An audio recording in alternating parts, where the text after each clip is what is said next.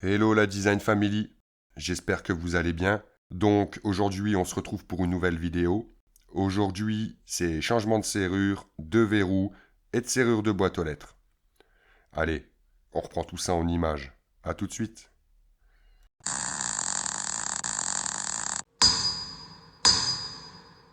Bien, nous y voilà.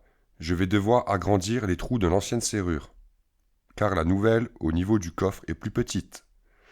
On peut observer que la porte a été grignotée par un dinosaure. Et en plus de ça, côté extérieur, j'ai une tôle. Allez, j'installe tout ça et on se retrouve. Je vous laisse regarder, c'est franchement pas jojo. Je vais faire du mieux que je peux. Donc, j'ai repris les trous à la scie cloche pour passer le carré et le cylindre, plutôt propre, ainsi que les vis de maintien de la poignée de porte. On peut observer un agrandissement des trous, mais j'ai pas le choix.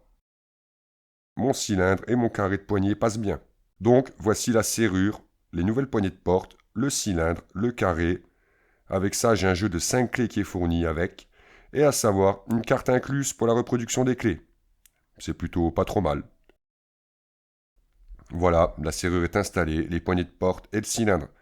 Du coup, ça me cache bien la misère de base, satisfait. J'ai adapté par rapport à la tôle qui se trouve derrière. Maintenant, je vais m'attaquer au verrou qui va me prendre plus de temps que tout le reste. Je fais mon petit test en laissant la porte aller se fermer toute seule. J'ai été obligé de changer le sens du demi-tour et on observe que la porte se ferme correctement et la poignée revient bien en place.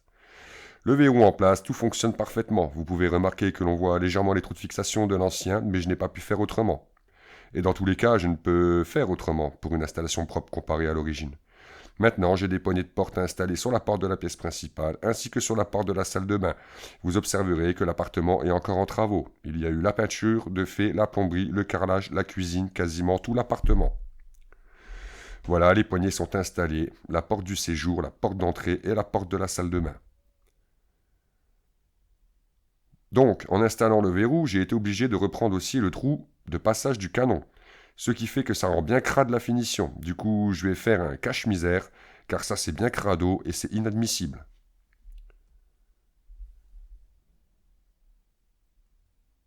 Je commence par prendre les mesures et je vais confectionner un joli carré.